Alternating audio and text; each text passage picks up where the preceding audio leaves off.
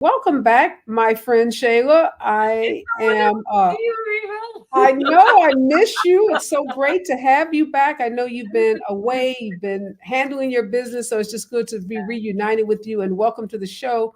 Michael, wow, Shayla, it's been a while and so much has happened with Yeah. you since we last were together on this show together, including your marriage. You and Michael got married. Let's start there. Let's start with when you got married and tell us the circumstances around your marriage. Yeah, and I will start by saying that I am still currently a professor at Amherst College, but we came across a really difficult situation, a rock and a hard place where I would love to go back to teaching, but I've dealt with a lot of health issues, and that's where me and Michael's romance began. I had moved back home to my hometown of Lexington, Kentucky, so that I could recover and revitalize. And in that process, I just happened to meet my soulmate, someone who's seen me through so many different obstacles. I'd love to hear you talk about like our love and how we met. And yeah, Well, it was crazy that we even met on online app, and then this was perfect.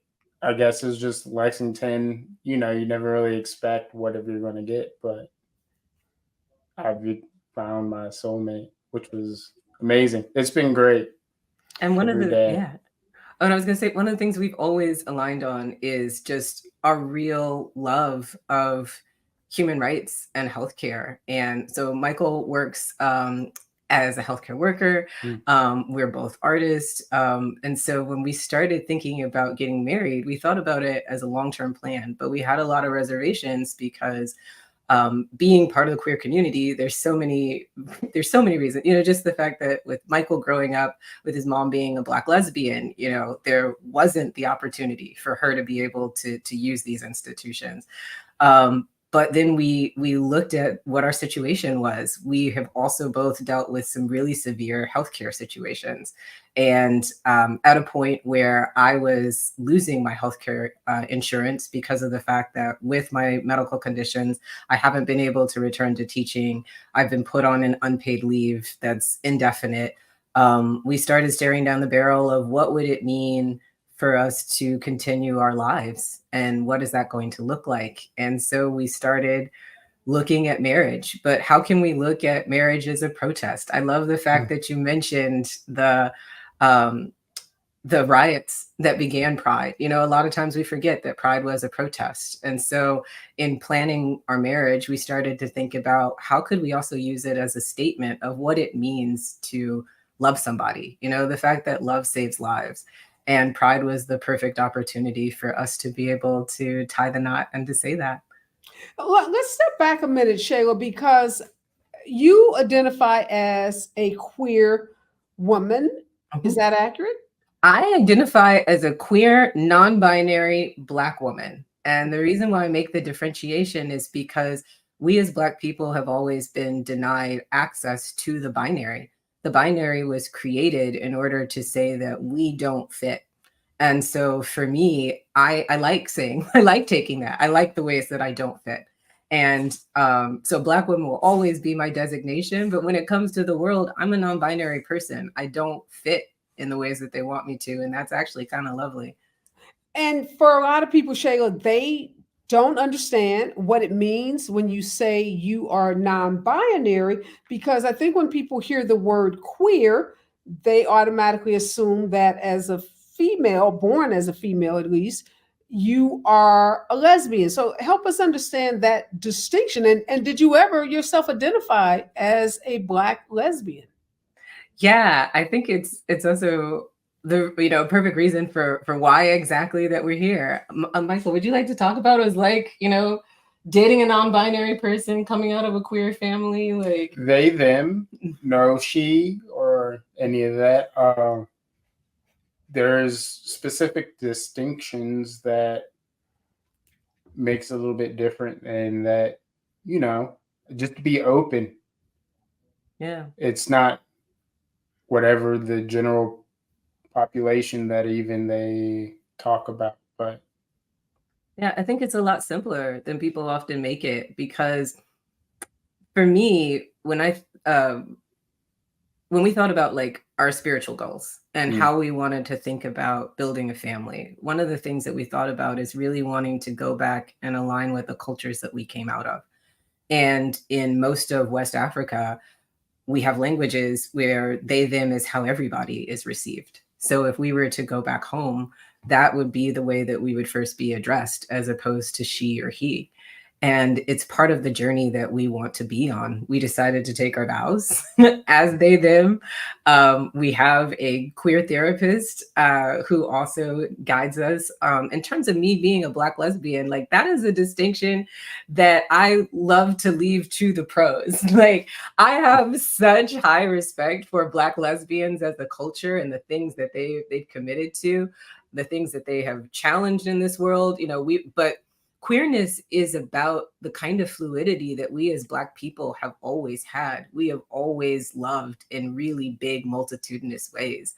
And it doesn't necessarily mean having to have any kind of intimate physical relations with one type of person or a different type of person. We're committed to the idea that love is big, and you never know where it's going to hit you or how many times.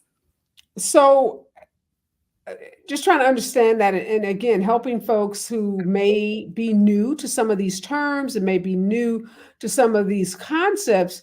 Again, I think generally when the term queer is used, people are thinking about a woman that sexually is attracted to other women, or a man that is attracted to other men. And you're saying, Shayla, that that is not the common definition of queer, or it is, but that you broaden that definition out. I'm just trying to, again, make sure folks that are listening and watching really understand, because I think there's a lot of misinformation about what it means to be a queer, obviously, and what it means to be non-binary, just from some of the comments that I often get from people when they are first meeting someone that has one or more of those identifications. Queer is about imagination. And so there is so much beyond the imagination that is just the idea of falling in love with one type of person or one person who fits one particular definition. So when we say queer, we're looking at the gamut of just what is possible in love. We're examining things just from the root up, in terms of, do we want a partnership that represents the idea that marriage is a man and a woman? We recognize that on every front, we have the physicality of like a normal, like hot guy and girl that you would see in the street. But then when you come home with us and you see the ways that we live and the ways that we have conversations and the ways that we build our altar and the ways that we talk through problems, it's not the typical hierarchy. Something that I had to learn, for instance, is that James Baldwin, throughout his career, repeatedly referred to himself as queer. And people, and even for me, like as a scholar, I learned this when I was preparing a lecture for the James Baldwin conference, because I thought that he was just being a man of his time and he was afraid to take on the label of being gay.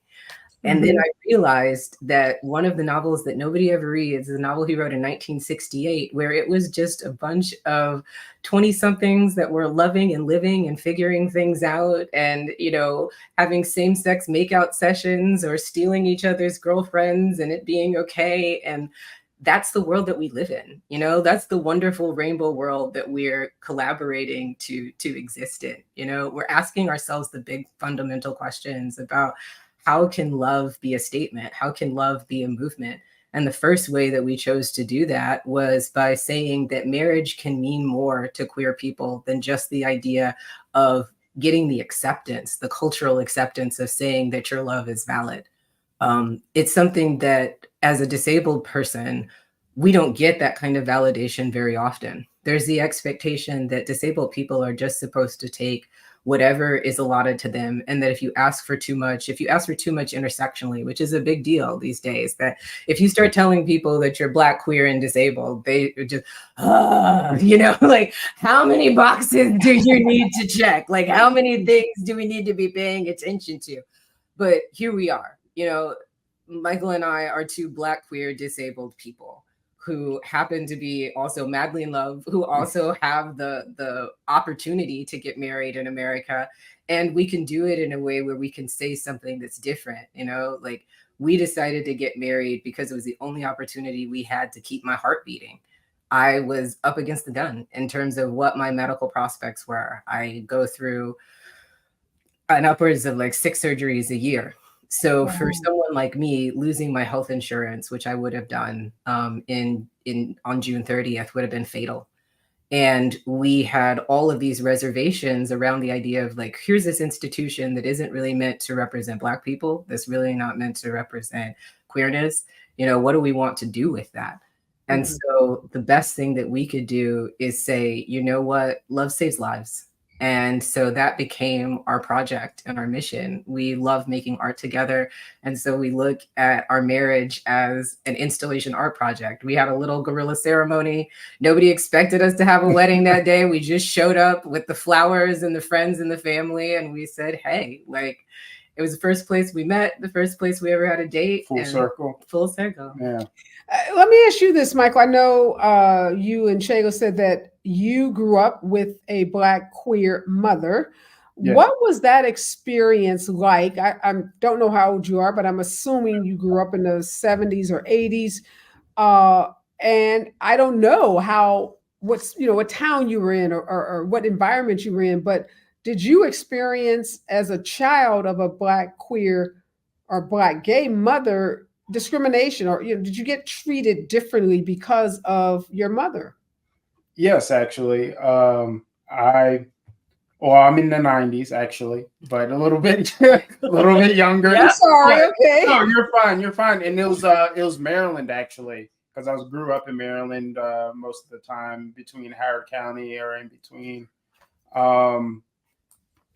It was actually not only the outside of just public, but also family, just, difference of ideas and ideals of what you're supposed to do, or what's normal or what's expected, which is, what is that? Well, I assume at some point your mom had a relationship with a man, your father, either Yes. marriage or some kind of partnership. So when did you learn that your mom was lesbian? When I was young.